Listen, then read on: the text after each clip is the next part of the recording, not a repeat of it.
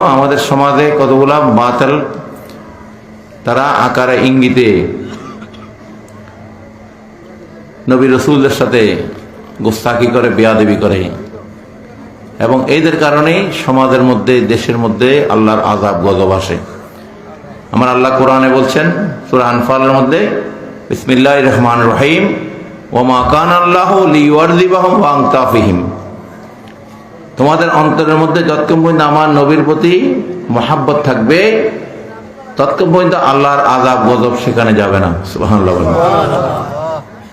তাহলে এই আযাব গজবগুলা আমাদের কারণে আসছে, ঠিক কিনা?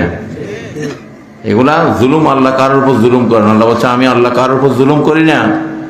মানুষ নিজেরাই নিজেদের কারণে জুলুমের শিকার হয়, নিজেরাই জুলুম টানিয়ে আনে, ঠিক কিনা? আযাব গজব এগুলো আমরাই টাইনে আনি। আল্লাহ কিন্তু বান্দার উপর কখনো আযাব দেওয়ার পক্ষপাতী না। আল্লাহ তো মানুষকে, বান্দাকে সৃষ্টি করছে মহাব্বতের সাথে, ঠিক কিনা?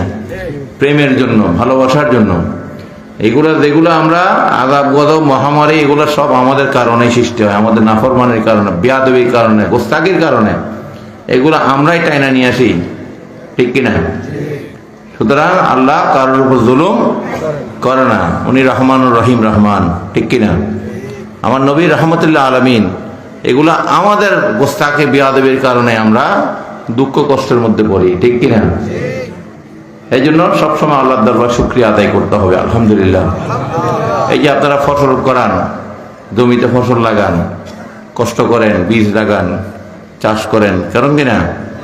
হ্যাঁ, সবসময় মনে রাখবেন, যতই ভালো বীজ আপনি ব্যবহার করেন, সার ব্যবহার করেন, যদি মনে করেন যে সারের কারণে আপনার ফসল ভালো হয়েছে, হ্যাঁ, বীজের কারণে ফসল ভালো হয়েছে, তাহলে এটা সবচেয়ে বড় নাফরমানি। আপনাকে বলতে হবে আল্লাহর রহমতে, আল্লাহর রহমতের কারণে আমাদের ফসল ভালো হয়েছে, ঠিক কিনা? যতই ধান ভালো হোক, উপর থেকে কি বন্যা বা ঝড় তুফান আসলে আপনার যতই ভালো ফসল নষ্ট হয়ে যেতে কি 2 ঘন্টা লাগবে না। হ্যাঁ, তাহলে যে কোনো অবস্থাতে আল্লাহ শুকরিয়া আদায় করতে হবে। আল্লাহ পাক এই জন্য বলছেন, লা ইন শাকারতুম লা আযীদান্নাকুম ওয়া লা ইন কাফারতুম ইল্লা আযাবিলা শাদীদ। তোমরা আল্লাহর নিয়ামতের শুকরিয়া আদায় করো। সুবহানাল্লাহ। তাহলে আমার আল্লাহ বলছেন যে আমি তোমাদের জন্য নিয়ামত বাড়িয়ে দেব। সুবহানাল্লাহ। যদি অস্বীকার করো, আল্লাহর আযাব তাদের জন্য কঠিন হবে। তাহলে আমরা কথা বলার সময় সাবধানে বলতে হবে, ঠিক কিনা? শুকরিয়া আদায় করা, আল্লাহর নিয়ামতের শুকরিয়া আমরা যে কোনো অবস্থায় আদায় করতে হবে। ওয়াজকুরু নিয়ামাতাল্লাহি আলাইকুম।